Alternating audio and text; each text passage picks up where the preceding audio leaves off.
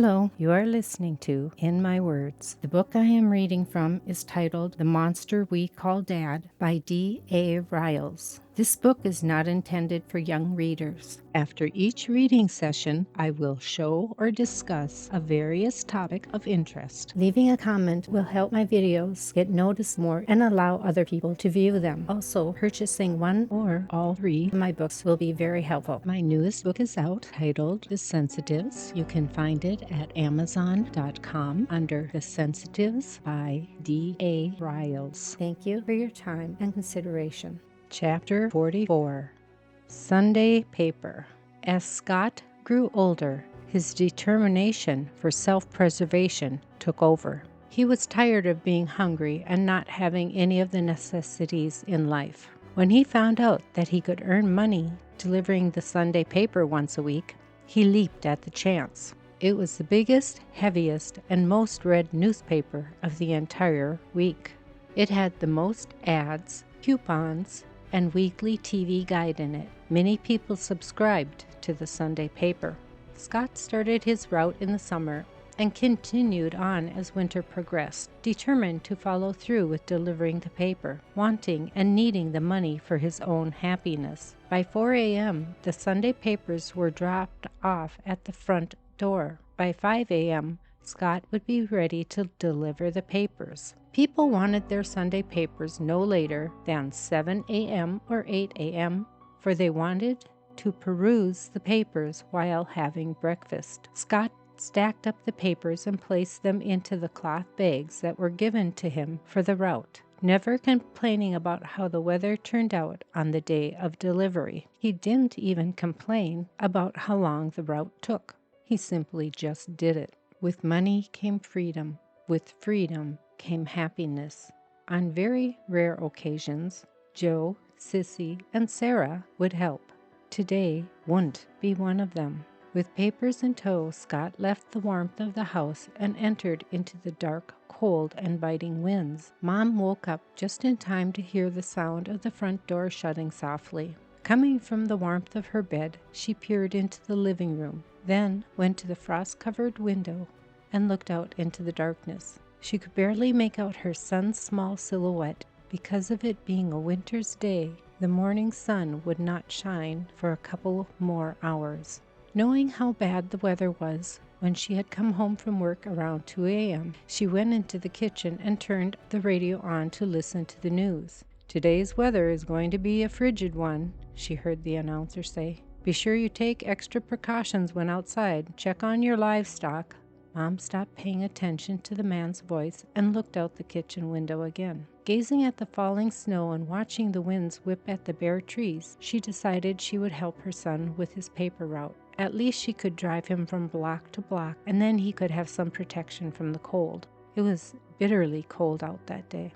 Dressing herself in as warm of clothes as possible, Mom left the house and went into the garage and started the car. It took a few pumps of the gas pedal to get it to go, but finally it idled on its own. Moments later, she drove out of the garage and went to find her son. Searching for Scott in the darkness was hard, but at least the headlights from the car helped to identify any movement that she could see. Coming upon her son, she called out to him, but her first call wasn't loud enough to hear over the wind. Again she called out to him. And during the strong winds, which pushed at his small body, making Scott lean into the wind to keep his distance, he walked over to the car and hopped in. Relief flooded through his bone-chilled body as he said, "Thanks." "Kinda cold out today, huh?"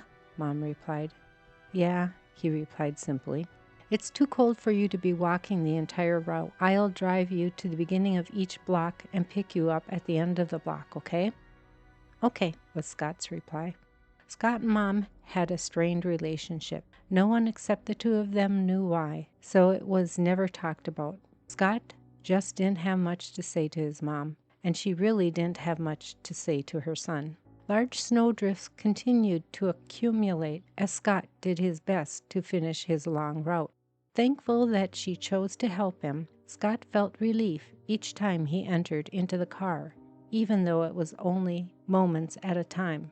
Coming to the last 3 houses that had to be delivered, Scott got out of the car, making his way through the heavy snow.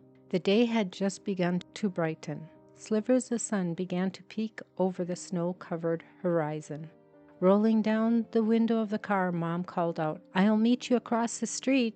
Scott nodded his reply. He knew the last house to be delivered was just across the road. He was nearly done for the day and glad that soon he would be able to go back home.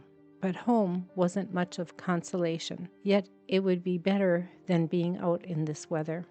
Just as Mom finished rolling up her window, she saw a brown car pass by and then the sound of thunk. Seeing papers fly into the air, Mom caught sight of another object. A small, piercing scream escaped her lips. "Ah!" as the silhouette of her son's body was being thrown over the hood of the passing car. The motorist tried to stop when he saw the boy in the street, but the roads were just too slippery and the car skidded and hit Scott.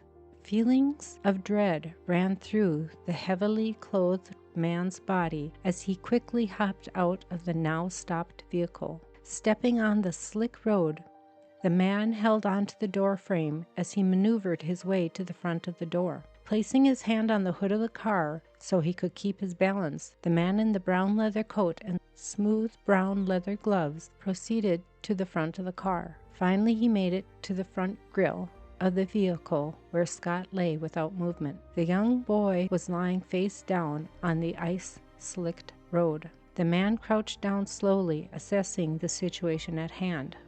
One of Scott's arms was bent up over the side of the frail boy's head, while the other lay limp next to his body. His legs were crossed over one another. One foot was bent backwards. Quickly as she could, Mom crossed the icy street to Scott's side. Another scream came from the fearful woman when she saw her lifeless son laying on the ground. Her scream drew the attention of the neighbors to their windows. Squatting down, she began to shake Scott, yelling, "Get up! Get up!"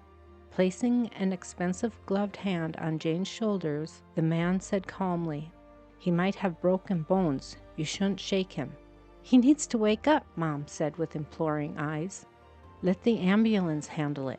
The man felt that Mom was becoming overwhelmed and that she needed to calm herself in order to help her son. The burly man continued to talk in calm tones as he said, "I'll call the ambulance. You wait here, but don't try to move the boy." Mom stayed by her son in shock and said nothing. The man half ran, half slid to the closest house and knocked upon the door. "May I use your phone?" he asked the small child who answered the door. "My mom is already on the phone. She's calling an ambulance." "Did you hit him?" the child questioned innocently. The man nodded yes and left the house. Walking back over to the distraught mother, the man said soothingly, "They'll be here soon." He touched her shoulder, trying to reassure her. Mom didn't move. Several minutes later, an ambulance and police car arrived. The ambulance took Scott to the hospital, and the police talked with Jane and the nameless, brown-clothed man about the accident. They exchanged information, which was necessary for the accident, and then allowed both parties to leave the scene. Mom drove home to tell the family that Scott was just hit by a car and now was in the hospital.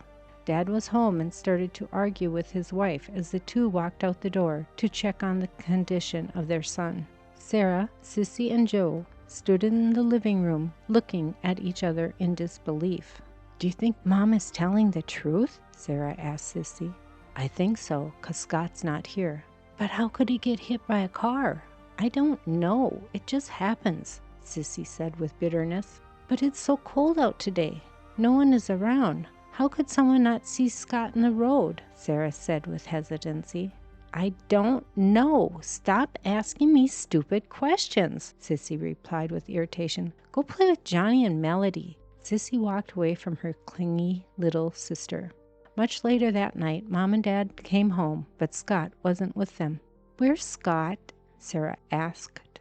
"I told you, he was hit by a car and is in the hospital," Mom replied bitterly. "He won't be home until tomorrow, if the doctor says it's okay." Sarah shook her head, not understanding why Mom was acting so strange, but said nothing. 3 days later, Scott was finally out of the hospital and doing well. He had some minor bruising and a fractured ankle, It would take time to heal, but at least he would heal. Sarah was glad her brother was back home. Finally, she didn't have to keep worrying about him. During the time that Scott was in the hospital and during his recovery, Joe and Sissy took over Scott's route. Fortunately for the Schultz family, the entire bill was covered by the man's insurance, so they had no medical costs to worry about. Please like, share, and subscribe. I look forward to having you join me again next time, where I will show another topic, and I will continue to read from the book titled The Monster We Call Dad by D.A. Riles, which you can purchase from Amazon.com. My newest book is out, titled The Sensitives. You can find it at Amazon.com under The Sensitives by D.A. Riles. Thank you for having joined me.